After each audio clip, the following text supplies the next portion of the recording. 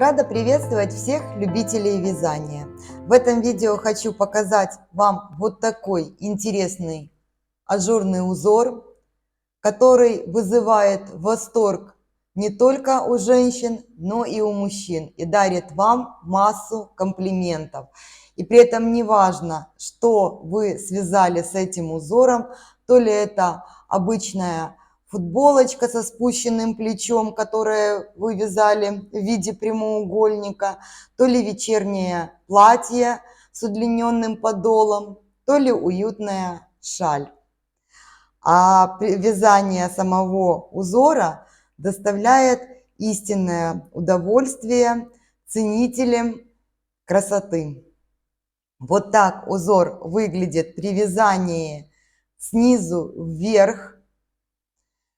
Он идет в виде ромбов с такими вот листочками по центру. Если вязать от горловины, он будет выглядеть вот таким образом. Возможно, даже более привлекательно, потому что центральный ажур в таком исполнении действительно напоминает листочек. Изнаночная сторона этого рисунка выглядит вот так. Для вязания можно использовать практически любую пряжу. Хлопок, бамбук. Очень красиво смотрится узор в шелке. Несмотря на то, что пряжа тяжелая, рисунок ложится ровно и красиво, выразительно. Единственное, что с шелком под каждую пряжу, потому что их видов очень много, нужно подбирать спицу так, чтобы рисунок не играл и не плыл. Также красиво очень смотрится во всех пушистых ниточках. В мохере очень изумительно выглядит он. Кид-мохер я бы рекомендовала не вот этот самый тоненький, который идет, а потолще. Есть кид-мохер, который толщина пряжи 250 метров в 50 граммах. Вот с моей точки зрения, вот он подойдет идеально. Но это все субъективно. Спицы мне всегда тяжело рекомендовать очень, потому что у каждого своя плотность вязания, поэтому скажу так, для вязания вот этого образца вязала я его из бамбука с кашемиром. Здесь еще есть в составе там по 1-2% шелк и нейлон. Ну, по сути говоря, бамбук основная пряжа здесь. Просто остальные добавки дают то, что пряжа не плывет и не тянется после ВТО. Так вот, эту пряжу обычно я вяжу спицами номер 3,5-4. Здесь 250 метров в 100 граммах. Этот же образец я вязала спицами 4,5. То есть я брала на полразмера размер спиц больше, нежели обычно, так как в узоре используются техники вывязывания из 3-7 петель, такое же количество. И если очень плотное вязание, будет просто сложно сделать вот эти элементы. Но опять-таки все нужно смотреть по той пряже, которая именно у вас, потому что это рекомендации очень обобщенные, и все зависит от плотности вашего вязания и от пряжи. Мохер 220 в 100 граммах, обычный турецкий мохер, я вязала на спицах номер 7, вот этот узор. Шаль получилась нежная и воздушная. В узоре здесь есть такие элементы, как я уже сказала, вывязывание из 3 из 7 петель этого же количества. Также 4, 3 вместе петли. Не всегда получается схемой передать саму технику выполнения, потому что я изначально пробовала несколько вариантов. Сегодня хочу вам предложить тот, который с моей точки зрения самовыгодно смотрится, те техники, которые самовыгодно смотрятся именно в этом узоре. Итак, давайте посмотрим схему. Как вы видите, здесь в каждом ряду, не в каждом, но в зависимости от ряда меняется количество петель. Поэтому для набора петель мы считаем их по первому ряду. Их получается 8. В высоту раппорт узора 28 рядов. Для вязания образца вместе с вами я набрала 19 петель, так как хочу показать, как вязать начало и конец ряда при поворотном вязании.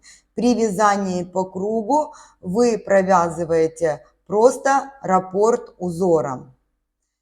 Итак, у меня здесь 19 петель.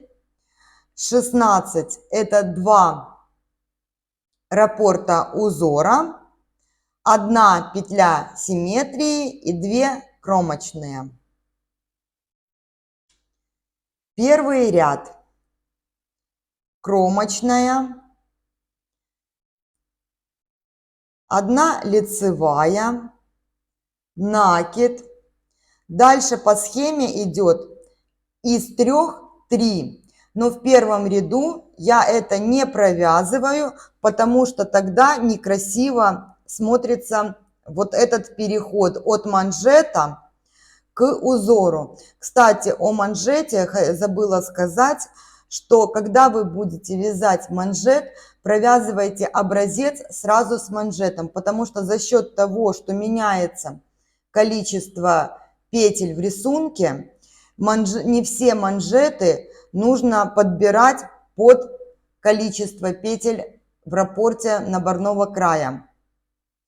В некоторой пряже можно, но есть пряжи более плотные, вот как у меня, к примеру, вот эта пряжа. Если бы я здесь, к примеру, делала резинку 2 на 2, я бы набирала из расчета не 8 петель раппорт, а 12. То есть в 1,5 раза больше, нежели у меня требуется. Но это для моей пряжи. Все нужно пробовать. Итак, возвращаемся к образцу. Кромочная, 1 лицевая, накид. И вот в первом ряду я не из 3 3 провязываю, а просто 3 лицевые. Далее по схеме накид, лицевая, накид, 3 лицевые. Накид, лицевая, накид, 3 лицевые. Накид, лицевая, накид, 3 лицевые. Накид, лицевая и кромочная. Все изнаночные ряды, не все, большинство изнаночных рядов провязываются просто изнаночными петлями. Накиды также провязываются изнаночной. Если вы вяжете по кругу, то, соответственно, лицевыми провязывается круг и накиды в том числе. Ряды, которые провязываются иначе, я буду показывать в видео. Простые ряды четные буду пропускать. Третий ряд. Кромочная, 2 лицевые, накид, 2 лицевые, 2 вместе лицевой с наклоном влево, накид, лицевая, накид, 2 вместе лицевой с наклоном вправо, 2 лицевые, накид, 3 лицевые, накид, 2 лицевые, 2 вместе лицевой с наклоном влево, накид, 1 лицевая, накид, 2 вместе лицевой с наклоном вправо, 2 лицевые, накид и лицевая петля. Я закончила раппорт узора. Петля симметрии и кромочная. Когда вы провязываете 2, 3, 4 и так далее петель вместе с наклоном вправо или влево, вы смотрите расположение своих петель, чтобы они не получались скрещенными. То есть, когда с наклоном вправо должна первая дужка петли смотреть на вас, когда с наклоном влево вторая дужка смотреть должна на вас. В процессе я еще раз покажу, как правильно должна смотреть петля при вязании. Все мы вяжем по-разному, поэтому акцентирую на этом внимание. 5-й ряд. Кромочная, лицевая, накид, 2 вместе лицевой с наклоном влево, накид, 2 лицевые, 2 вместе лицевой с наклоном влево, лицевая, 2 вместе лицевой с наклоном вправо, 2 лицевые, накид, 2 вместе лицевой с наклоном вправо, накид, 1 лицевая, накид, 2 вместе лицевой с наклоном влево, накид, 2 лицевые петли, 2 вместе лицевой с наклоном влево, 1 лицевая, 2 вместе лицевой с наклоном вправо, 2 лицевые, накид, 2 вместе лицевой с наклоном вправо, накид и заканчиваю ряд лицевой и кромочной петлей. 6-й ряд. В 7-м ряду у нас будет вот этот элемент. Из 7 петель мы будем вывязывать 7. Чтобы это смотрелось красиво и рельефно, не перетянуто, я вот здесь, в этом месте, буду делать накиды. Как считать по изнанке, где их нужно делать? Вот смотрите, вот мои петли. Начало ряда. Ищу первый свой накид. Вот первый накид. Через петлю идет второй накид. Потом у меня долго нет накидов. И вот от последнего накида, вот на этом промежутке, где нет накидов, до накида, вот промежуток большой такой, его видно сразу, где нет накидов, я на этих 7 петлях буду провязывать дополнительный накид. Здесь 4 петли я провязываю обычным способом. Итак, кромочная, 4 петли, вот здесь накид, изнаночная, накид, 4 у меня их получилось. Дальше нет накидов у меня, вот. Значит, этот интервал я буду провязывать с дополнительными накидами по изнаночной стороне. Как я ее провязываю? Раз виток и второй виток, он вывязывается, когда я вытягиваю петлю. Вот, 2 петельки получилось у меня. Вот таким образом я провязываю 7 петель. 2, 3, 4, 5, 6 и 7. Дальше у меня пошел накид. Я его буду провязывать просто изнаночными. То есть 7 петель следующих я буду провязывать просто изнаночные. Там идет лицевая накид и до последнего накида. Вот 7 петель провязала просто изнаночной. Дальше я опять делаю с дополнительным накидом петли. Раз, два, 3 и подтягиваю на спицу. У меня спицы с достаточно длинными кончиками, чтобы петельки были все ровные, одинаковые. Я их подтягиваю чуть-чуть по спице. Итак, 6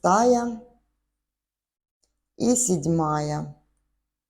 Здесь считать можно не считать, ориентироваться просто по накидам. Вот у меня накид пошел, значит дальше я вяжу обычные изнаночные петли.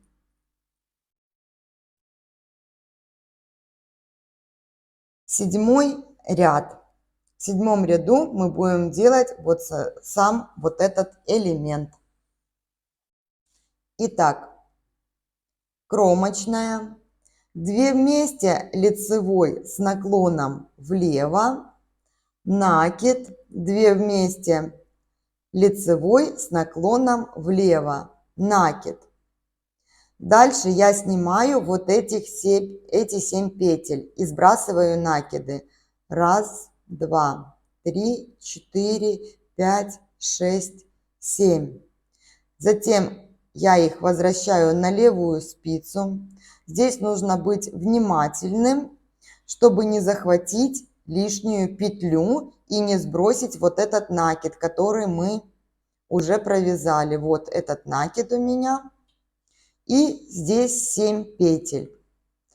Далее провязываю как бы скрещенной петлей. Вот таким образом я поддеваю. На камеру это совсем неудобно делать. В вязании в кресле это намного проще. Поддеваю так, чтобы ничего не задеть лишнего. Первую петельку проверяю и провязываю одну накид. Далее 3 петля, 4 накид, 5, 6 накид и 7. Немного неудобно это делать, потому что оно скрещенное, но эффект того стоит. Вот я провязала 7 петель из 7. Далее вяжу по схеме. Накид, 2 вместе лицевой с наклоном вправо,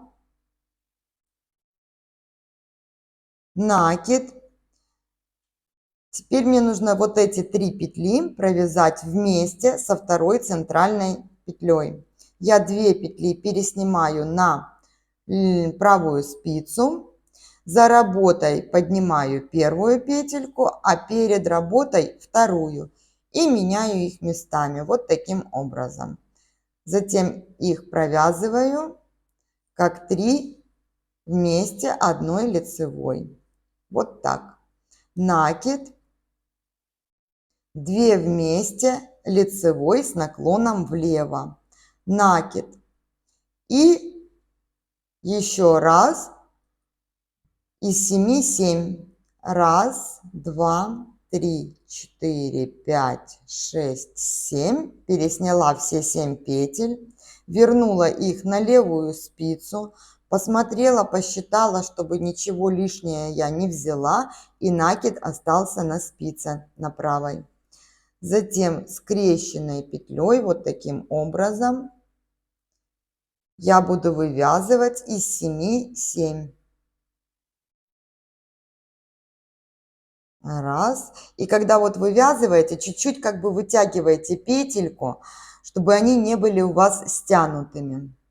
2 накид, 3 вывязываю, 4 накид, 5 вывязываю, 6 накид и 7, самая неудобная петля, 7. Вот, все, провязала. Вот, Так оно должно выглядеть. Далее накид. 2 вместе лицевой с наклоном вправо. Накид.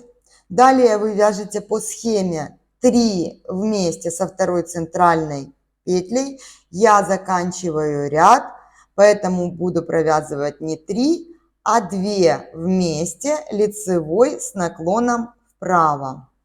Вот таким образом. И кромочная. Вот что по факту на данном этапе мы имеем. Далее 8 ряд, как я провязываю вот эти все петельки. Здесь просто нужно быть внимательным. Узор несложный, но внимание требует. Итак, кромочная, изнаночная, накид изнаночной, изнаночная, накид также изнаночной. И вот я дошла до этих 7 петель. Здесь, когда провязываете, важно их провязывать поочередно, не перепутать их местами. Вот так это выглядит. То есть вот у меня первая петелька. Я ее провязываю изнаночной. Вторая у меня вот такая. И вот они чередуются. Одна далеко находится, одна близко от меня. И 7 штучек их провязываю. И последняя. Далее пошли 7 петель. Накид лицевая с изнаночной стороны. И все их я провязываю изнаночной петлей. И еще раз. Вот первая далеко от меня. Это близко. И вот поочередно, не спеша, все это провязывается. Потому что иногда, особенно если вы вяжете на круговых спицах, то петельки как бы меняются местами сами по себе, когда вы подтягиваете полотно. И до конца ряда далее вяжу изнаночные. Вот мы провязали с вами 8 ряд. Вот это хитросплетение. С моей точки зрения, изюминка данного узора. 9 ряд. Кромочная. 2 вместе лицевой с наклоном влево. Накид. 2 вместе лицевой с наклоном влево и накид. Эти 7 петель провязываем лицевыми. 3, 4, 5, 6, 7. Ничего я не потеряла. И между ними тоже должно быть 7 петель. Это просто для перестраховки. Итак, 7 петель я провязала. Далее идет накид. 2 вместе лицевой с наклоном вправо. Накид. 3 вместе со второй центральной петлей. Я поменяла первую и вторую местами и провязываю их одной лицевой. Далее идет накид. 2 вместе лицевой с наклоном влево. Накид. 7 петель вот этого элемента узора. Далее накид. 2 вместе лицевой с наклоном вправо. Накид. Вы вяжете 3 вместе со второй центральной, а ряд заканчиваете, как я, 2 вместе лицевой с наклоном вправо. И кромочная петля. 11 ряд. Кромочная, 1 лицевая, 2 вместе лицевой с наклоном вправо. Вот я поменяла расположение петель. Далее идет накид, 2 вместе лицевой с наклоном вправо. 2 лицевые, накид, 2 вместе лицевой с наклоном влево, лицевая, 2 вместе лицевой с наклоном влево. Далее идет накид, 2 вместе с наклоном влево, лицевая, 2 вместе лицевой с наклоном вправо, накид, 2 вместе лицевой с наклоном вправо. Далее 2 лицевые, накид, 2 вместе лицевой с наклоном влево, лицевая, 2 вместе лицевой с наклоном вправо, накид и еще раз 2 вместе лицевой с наклоном вправо. Я закончила раппорт узора. Это петля симметрии лицевая и кромочная. 13 ряд. Я его начинаю не 3 вместе, а 2, так как нет соответствующего накида третьей петле убавления. Итак, кромочная, 2 вместе лицевой с наклоном влево, накид. Далее идут 4 вместе лицевой с наклоном вправо. Здесь я также меняю расположение дужек. С наклоном вправо это первая дужка должна смотреть на меня. Вот, я их поменяла. И теперь захватываю все 4 петли вот таким образом правой спицей, чтобы ничего там не было, ничего не задеть, и провязываю их одной лицевой. Вот таким образом. Далее идет накид, лицевая, накид. 4 вместе лицевой с наклоном влево. На меня смотрит вторая дужка, поэтому я просто их поднимаю и провязываю одной петлей. Вот таким образом. Далее накид. 3 вместе лицевой с второй центральной петлей. Вот таким образом я их поменяла местами и провязала вместе одной лицевой. Накид. Снова 4 вместе лицевой с наклоном вправо. Вы смотрите по своему вязанию, вправо или влево вам нужно менять дужки. И провязываю одной лицевой. Вот таким образом.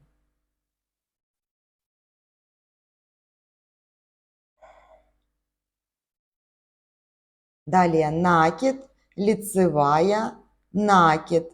4 вместе, одной лицевой с наклоном влево.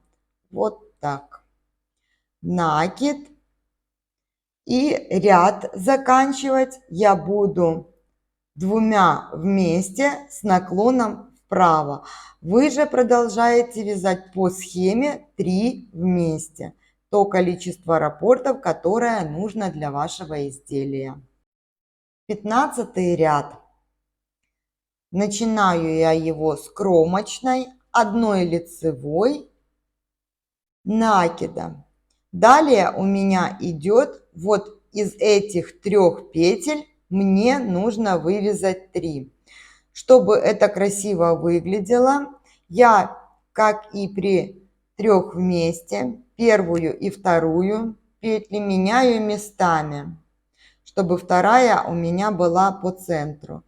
И вывязываю обычным способом лицевая, накид, лицевая, 3 вместе из 3 петель. Вот таким образом. Далее идет накид, лицевая, накид, 3 из 3. Делаю те же самые манипуляции, меняю первую и вторую петлю местами, вот таким образом. И провязываю их как лицевая, накид, лицевая. Когда вот все эти манипуляции делаете, смотрите, чтобы вы не захватили лишнюю ниточку или петельку. Накид, лицевая, накид, из 3 3. я поменяла местами первую и вторую петли. И вот таким образом вывязываю 3 новые петли. Далее накид, лицевая, накид и еще раз из 3 3. Вот так. Раз, накид, 2. И спустила петли. Накид, лицевая. Я закончила провязывать ряд. Вот что у нас получается. 17 ряд. Кромочная, лицевая, накид, 2 вместе лицевой с наклоном вправо. 2 лицевые, накид, 3 лицевые, накид, 2 лицевые, 2 вместе лицевой с наклоном влево, накид, лицевая, накид, 2 вместе лицевой с наклоном вправо, 2 лицевые, накид, 3 лицевые, накид, 2 лицевые и заканчиваю ряд 2 вместе с наклоном влево, накид и лицевая, кромочная петля. 19 ряд. Кромочная, 1 лицевая, 2 вместе лицевой с наклоном вправо, 2 лицевые, накид, 2 вместе лицевой с наклоном вправо, накид, лицевая, накид, 2 вместе лицевой с наклоном влево, вот так, накид, 2 лицевые, 2 вместе лицевой с наклоном влево, 1 лицевая, 2 вместе лицевой с наклоном вправо, 2 лицевые, накид, 2 вместе лицевой с наклоном вправо, накид, 1 лицевая, накид, 2 вместе лицевой с наклоном влево, накид, 2 лицевые, 2 вместе лицевой с наклоном влево и 1 лицевая. В следующем ряду, в 20-м, мы также будем добавлять накиды там, где у нас будет вывязываться из 7 7 петель. Итак, я смотрю, где у меня заканчиваются накиды. Вот у меня закончился накид, дальше много петель без накида, 7. И считаю, сколько мне петель нужно провязать просто изнаночными. 1, 2, 3, 4, 5, 11 петель мне нужно провязать просто изнаночными. А далее я буду чередовать 7 петель с накидом, 7 без накида. Считать нужно только в начале и конце ряда. Итак, 1, 2, 3, 4, 5, 6, 7, 8, 9, 10 и 11. Провязала последний накид изнаночной. Следующие 7 петель я буду провязывать с дополнительным накидом. Вот таким образом. 1, 2, 3, 4, 5, 6 и 7 петелька.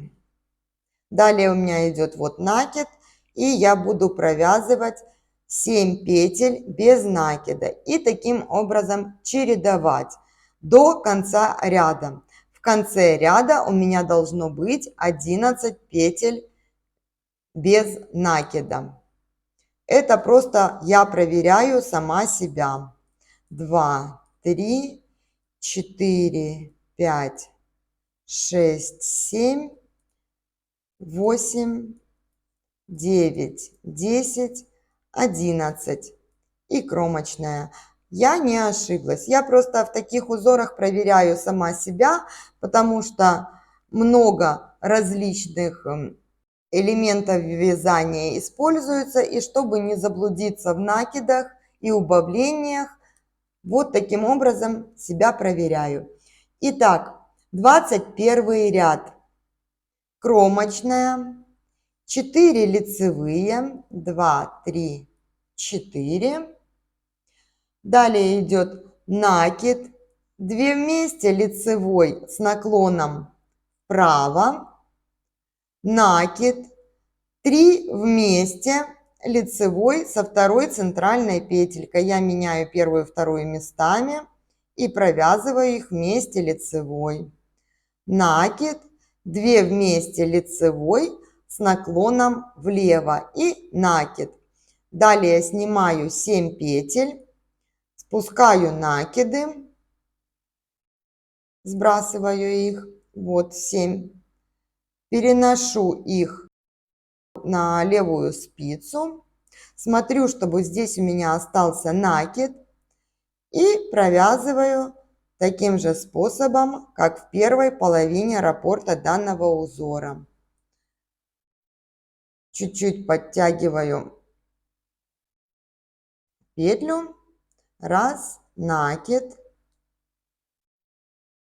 третью провязываю, четвертый накид, пятую провязываю, шестой накид и седьмую провязываю петлю. И вот я закончила этот элемент вязания. Далее идет накид, 2 вместе лицевой с наклоном вправо, накид, 3 вместе со второй центральной петелькой, поменяла их местами и провязала одной лицевой, накид, 2 вместе лицевой с наклоном влево, накид и ряд заканчиваю 4 лицевыми петлями и кромочной.